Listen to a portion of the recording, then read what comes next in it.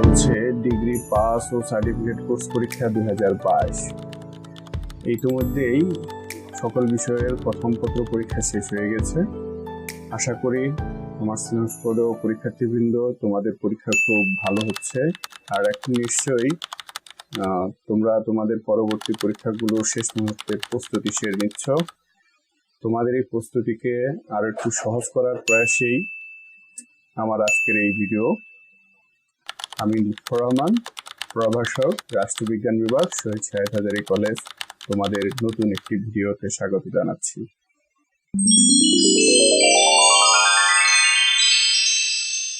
আগামী 5/5/2024 তারিখে রাষ্ট্রবিজ্ঞান দ্বিতীয় পত্রের পরীক্ষাটি অনুষ্ঠিত হবে।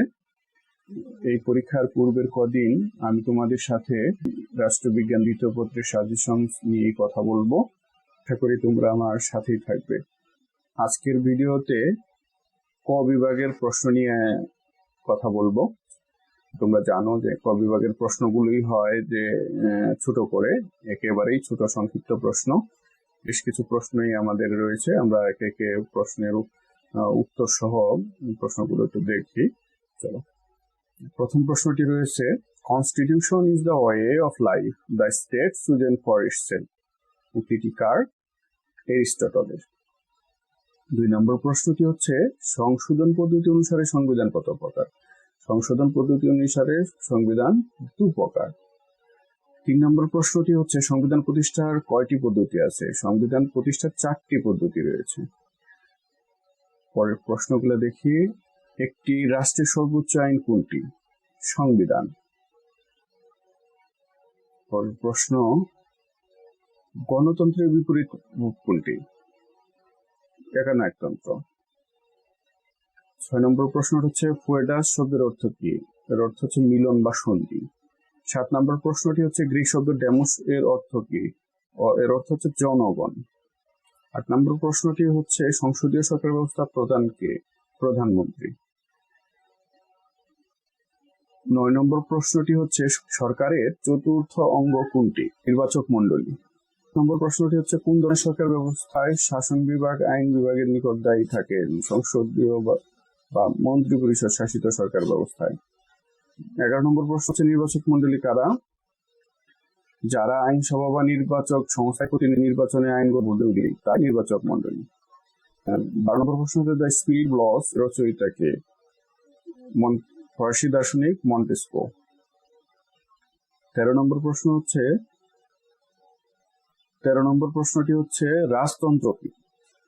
রাজতন্ত্র হলো এক ধরনের সরকার যেখানে একজন ব্যক্তি সম্রাট আজীবন বা পদবী পর্যন্ত রাষ্ট্রের প্রধান থাকেন। 14 নম্বর প্রশ্ন হচ্ছে, জনমত কি?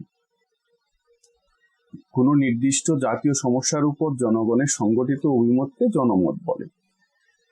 15 নম্বর প্রশ্ন হচ্ছে, সাংবিধানিক সরকারের 3টি বৈশিষ্ট্য লিখো। একটি হচ্ছে নিয়ন্ত্রিত সরকার, 2 নম্বরটি হচ্ছে দায়িত্বশীল সরকার, 3 নম্বর হচ্ছে আইনের শাসন। 16 নম্বর প্রশ্নটি হচ্ছে, এরিস্টটলের মতে সর্বোৎকৃষ্ট সরকার কোনটি?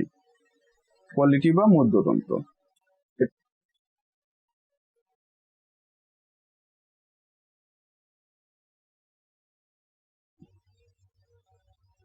17 নম্বর প্রশ্ন হচ্ছে, নির্বাচন পদ্ধতি কত প্রকার? নির্বাচন পদ্ধতি 2 প্রকার। 18 নম্বর প্রশ্ন হচ্ছে, চাপ সৃষ্টিকারী গোষ্ঠীর প্রধান লক্ষ্য কি? সরকার গঠনের চেষ্টা না করে সরকারকে প্রত্যক্ষ বা পরোক্ষভাবে প্রভাবিত করা। 19 নম্বর প্রশ্ন হচ্ছে, মন্ত্রিপরিষদ শাসিত সরকারের আরেক নাম কি? সংসদীয় সরকার। 20 নম্বর প্রশ্ন হচ্ছে, মন্টেস্কু তার কোন গ্রন্থে ক্ষমতা স্বতন্ত্রীকরণ নীতির কথা বলেছেন? The spirit of laws. 20 নম্বর প্রশ্ন হচ্ছে, দ্য রুলিং ক্লাস গ্রন্থটি কার লেখা? গায়েটানো মস্কার লেখা। 22 নম্বর প্রশ্ন হচ্ছে, will not force is the basis of the state. উক্তিটি কার? টি.এইচ. গ্রিন।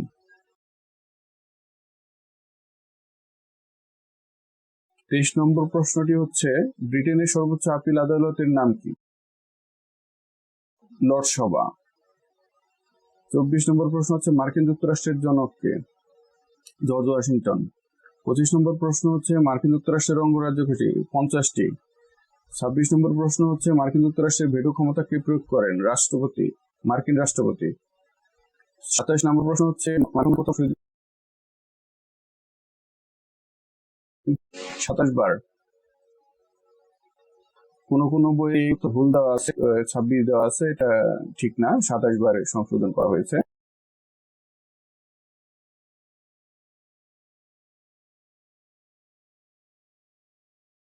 আঠাশ নম্বর প্রশ্নটি হচ্ছে ব্রিটিশ ক্যাবিনেটের প্রধান কে? ব্রিটিশ প্রধানমন্ত্রী। 29 নম্বর প্রশ্নটি হচ্ছে ব্রিটেনের গৌরবময় বিপ্লব কত সালে সংগঠিত হয়? 1688 সালে। 30 নম্বর প্রশ্নটি হচ্ছে ব্রিটেনের সাংবিধানিক নাম কি? ইউকে বা ইউনাইটেড কিংডম। 31 নম্বর প্রশ্নটি হচ্ছে ইউএস এর পূর্ণরূপ কি? United states of America. 32 নম্বর প্রশ্নটি হচ্ছে মার্কিন যুক্তরাষ্ট্রের আইনসভার উচ্চ কক্ষের নাম কি? সিনেট। 33 নম্বর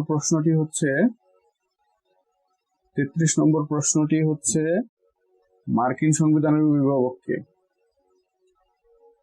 মার্কিন সুপ্রিম কোর্ট। 34 নম্বর প্রশ্ন হচ্ছে মার্কিন সিনেটের সভাপতি কে? মার্কিন উপরাষ্ট্রপতি। ব্রিটেনের লর্ডসভায় সভাপতিত্ব করেন কে? Lord chancellor. ব্রিটেনের কোন ধরনের রাজতন্ত্র রয়েছে? সাংবিধানিক রাজতন্ত্র।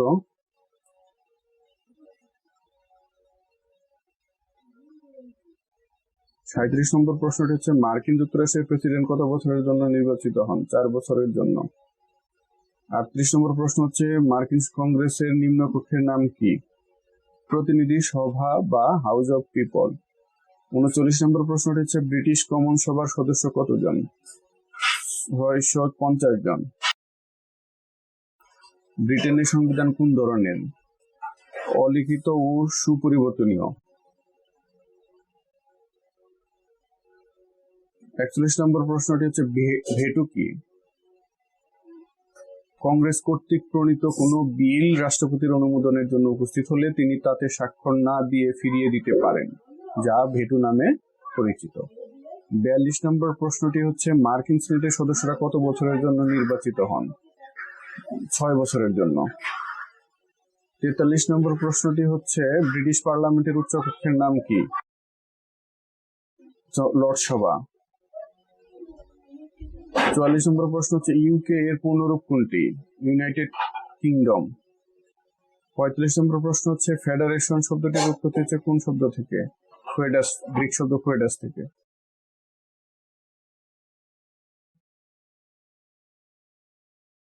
46 নম্বর প্রশ্ন হচ্ছে ব্রিটিশ কমন সভার অধিবেশন আহ্বান করেন কে?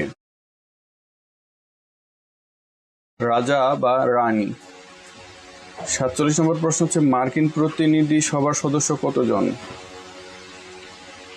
435 জন। ব্রিটিশ পার্লামেন্টের নিম্নকক্ষের নাম কি? কমন্স সভা। ইলেকটোরাল কলেজ কি? এটি একটি প্রক্রিয়া যার মাধ্যমে পরোক্ষভাবে মার্কিন রাষ্ট্রপতি ও উপরাষ্ট্রপতি নির্বাচিত করা হয়। ক্রাসিয়া শব্দের অর্থ কি? শাসন ব্যবস্থা।